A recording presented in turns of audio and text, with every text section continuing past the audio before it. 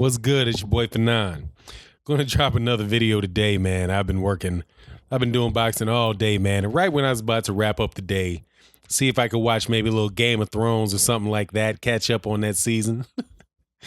Rewatch an episode. Something comes across the scene, the boxing scene with Gennady Golovkin, where Gennady Golovkin acts like he got amnesia and don't know who Jermall Charlo is.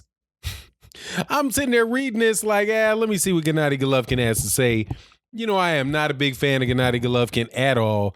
And honestly, I don't even think it really matters what he's saying, because I don't, in this article, which is entitled Golovkin Prefers Saunders Over Charlo Murata as next fight. I don't think it matters, because I don't think he's going to have any belts after this next fight that he has with Canelo Alvarez. Because Canelo Alvarez, in my opinion, beat the dude the first time. And I don't care what these super avid Gennady Golovkin fans think.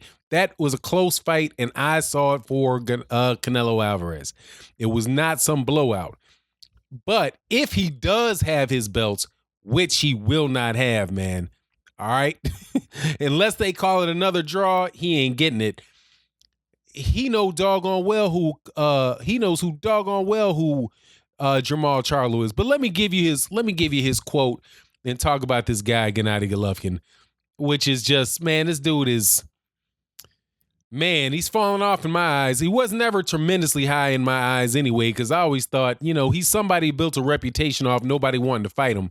But as soon as there's for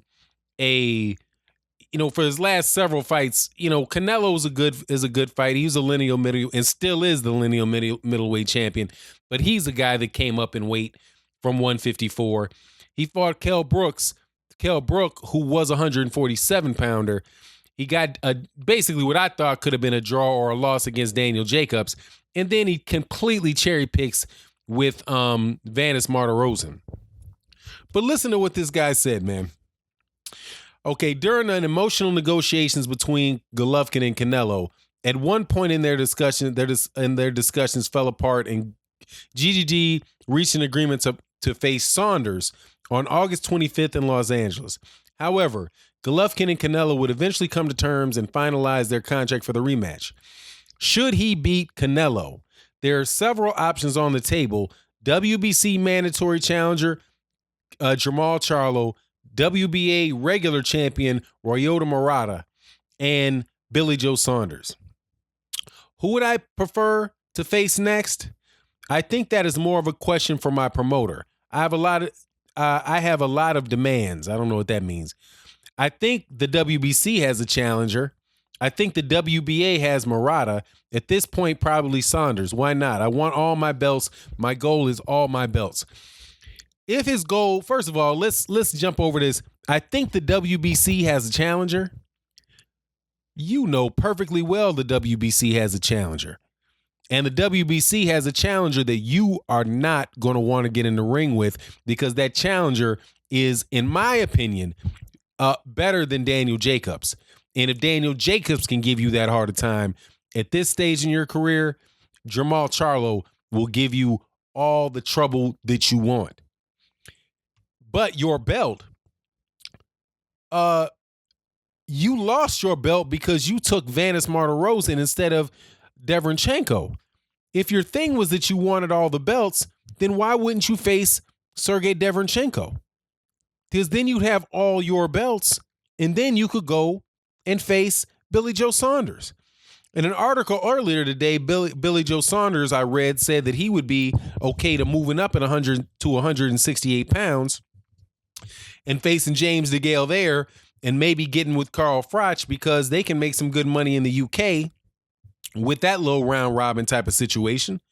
And he said that he wanted to, he being Billy Joe Saunders, wanted to face Gennady Golovkin because Gennady Golovkin had, a fight with him, and Gennady Golovkin would have been unification, but Gennady Golovkin got stripped of a belt because he cherry picked Vanis Martirosyan and then broke his word to the WBA, to the IBF, by not facing Sergey Derevyanchenko.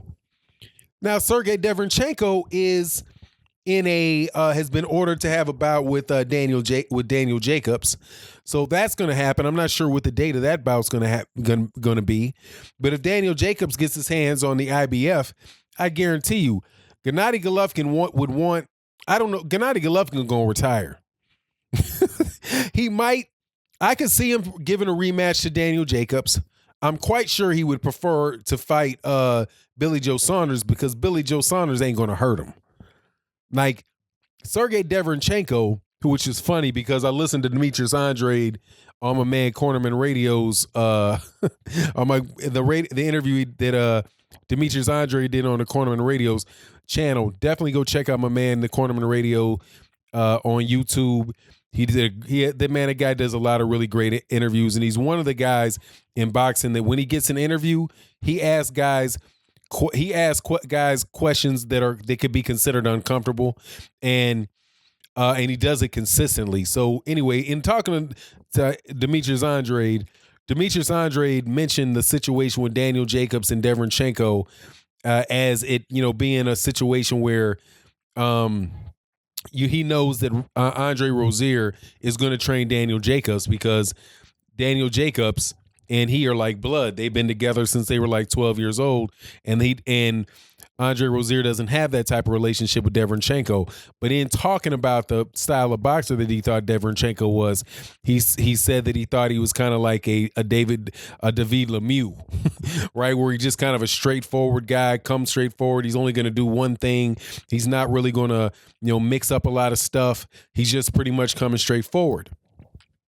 Who does that sound like? Sounds like Gennady Golovkin to me.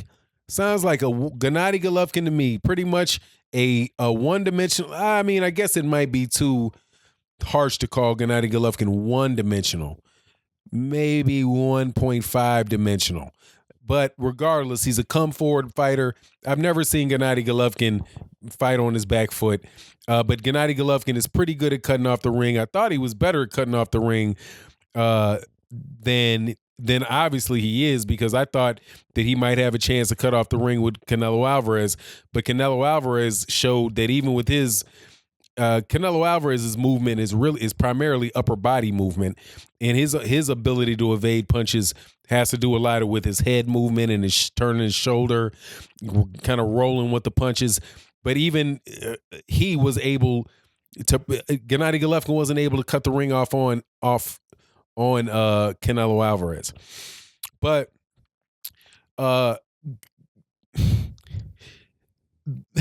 I see him being able to. I don't know what Gennady Golovkin was going to do in this particular scenario, because I think that he's kind of caught. I mean, I'm sure the best scenario for him is a rematch with Canelo Alvarez. And I believe that that's what's going to happen, win or lose, because both of these boxers, Canelo Alvarez and Gennady Golovkin, they are really, like Demetrius Andrade said in that interview, they really are the most popular boxers or the most well-known boxers at 160 pounds. But at this stage in his career with Gennady Golovkin, I do not believe Gennady Golovkin's the best. Who the best is, I don't think has been proven yet. I like Gennady Golovkin. I mean, I like Jermall Charlo. I'm leaning towards Jermall Charlo, but I mean, we're in a situation where what I believe, don't matter. Hopefully, these guys can get in the ring against each other and prove who the best is.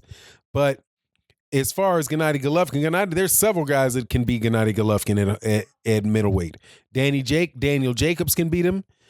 I think Derevyanchenko has a chance is able to beat him. Jermall Charlo has a good chance to beat him. I think even Demetrius Andrade, if he gets a couple fights in and gets active from that southpaw boxing stance, he has a chance to beat him. This is not the 160-pound division at this point in time is very deep, and I believe that there's a lot of parity at 160 pounds, which is a really good thing. But I don't think that as long as Gennady Golovkin because Gennady Golovkin is going into make money, he's going into make as much money as I can mode.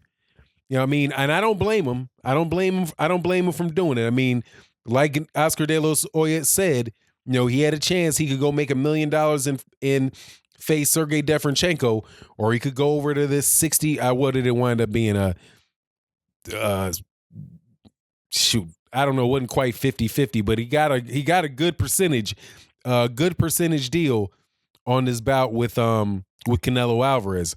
So you're looking at something that's, over 20. I believe I've heard numbers as high as $30 million.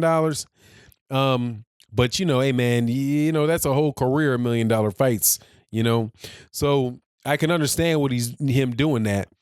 But don't act like you don't. First of all, if he does this, like I said, he's probably going to wind up being in a rematch. I never believed for a second that the Canelo Alvarez Gennady Golovkin bout wasn't going to get made. It's not like they're stupid. It's not like, he's not stupid.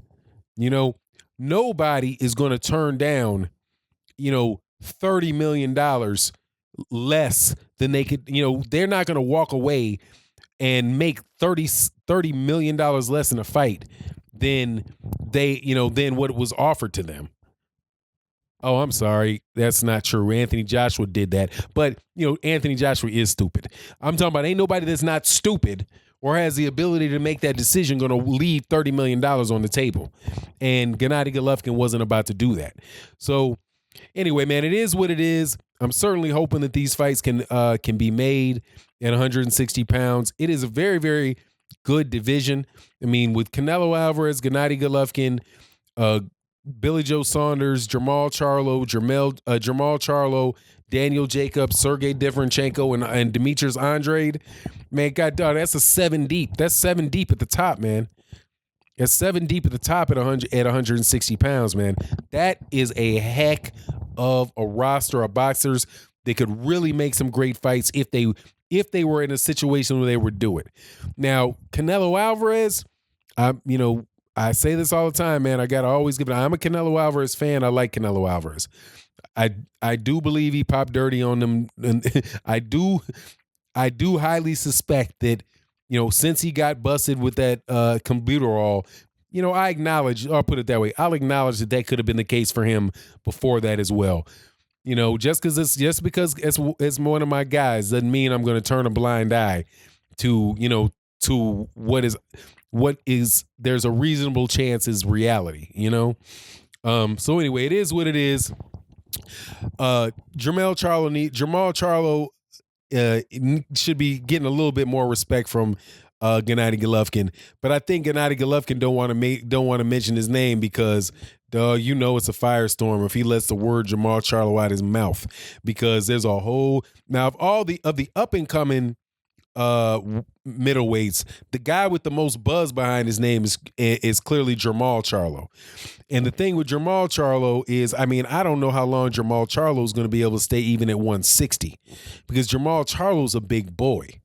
Jermall Charlo might very well wind up at 168 pounds. I think that guy, my understanding for people that have been around him is that he's that big a guy. Where Jermall Charlo might wind up being at 160 and be comfortable at 160, Jermall Charlo is going to have a hard time staying at 160. He's going to have to continually, stay on eating supplements and, whatever he's doing, man, eating astronaut packets of food, whatever he's doing to keep his weight down, he's going to have to keep doing because he's a big boy. And, man, I take Jermall Charlo as a chance to beat any of these guys, but at least get him his respect. Phony. Come here, Gennady Golovkin's a phony. But anyway, it is what it is. And with that, I'm out. Peace.